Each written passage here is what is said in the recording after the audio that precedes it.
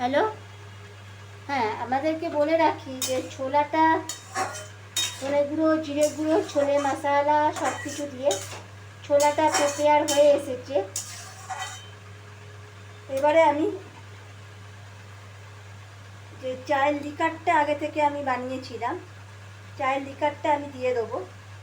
এই চায়ের লিকারটা দিয়ে একটা কালার আসবে, ব্ল্যাকিশ কালার আসে, কিছুক্ষণ আমি ফুটতে দেবো।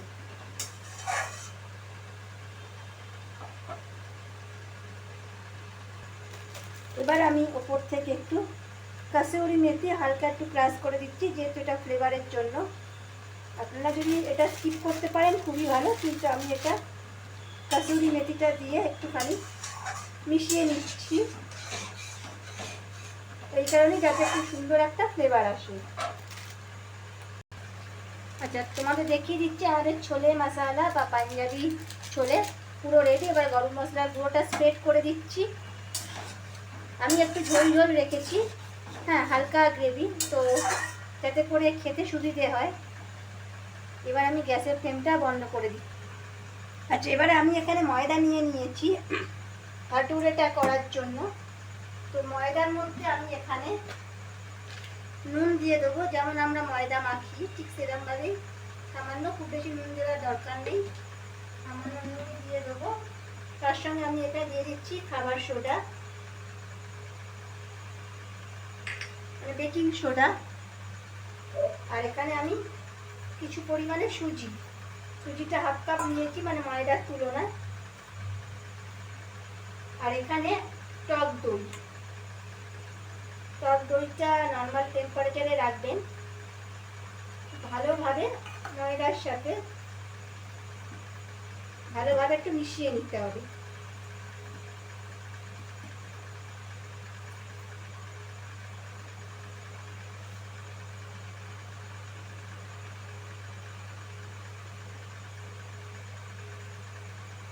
আচ্ছা, এই পর্যায়ে আমি এখানে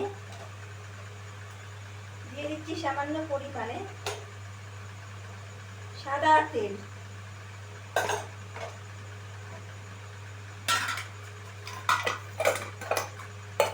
সমস্ত কিছু খুব ভালোভাবে আমাকে মেখে নিতে হবে। প্রথমে আমি জল দেব না, টক দইটার সাথে ময়দাটা ভালোভাবে মিশিয়ে নিতে হবে।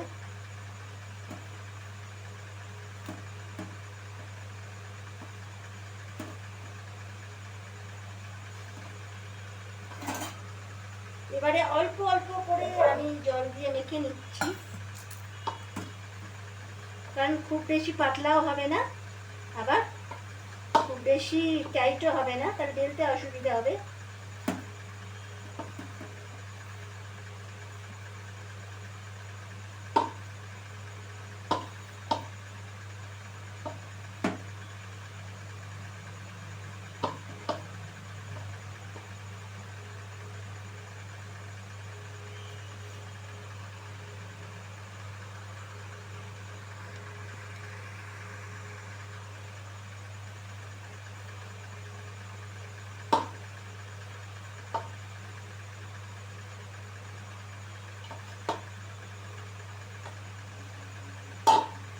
এখানে একটু টাইট টাইট মাখতে হবে, খুব টাইট নয়, কিন্তু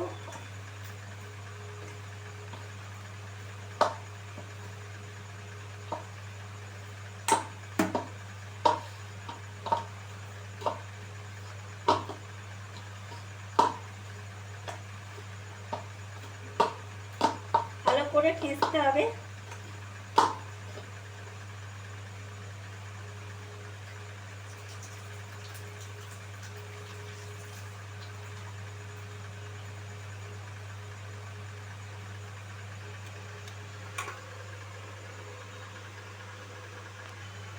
আচ্ছা, তোমাদেরকে দেখিয়ে দিচ্ছি ঠিক এরমভাবে লেচিগুলো আমি করে নিয়েছি। এবার লেচিগুলোকে আমি রেস্টে রেখে দেবো 15 মিনিট। তো দেখিয়ে দিচ্ছি লেচিগুলো এরমভাবে মেখে 15 মিনিট পরে আমি আবার ফিরে আসছি। আচ্ছা, এখানে আমি লেচিটা নিয়ে নিয়েছি, তেল দিয়ে নিয়েছি, এখানে আমি গুঁড়ি দিচ্ছি, তো তোমরা চাইলে কিন্তু তেল দিয়েও বেলতে পারো। প্রথমে আমি যেমন লুচি বেলে সেরকমভাবে আমি বেলে নিচ্ছি। সাইজটা একটু বড় হবে।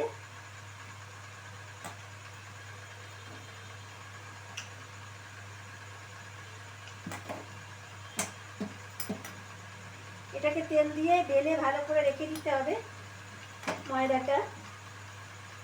15 থেকে 20 মিনিট একটু রেস্টে রাখতে হবে। আমরা অন্যান্য যে লুচি খাই তার তুলনায় সাইজটা একটু বড় হবে, লুচির সাইজ তো মিডিয়াম হয়। তো যেহেতু এটা নানপুরি টাইপের, সাইজটা একটু ঘুরিয়ে ঘুরিয়ে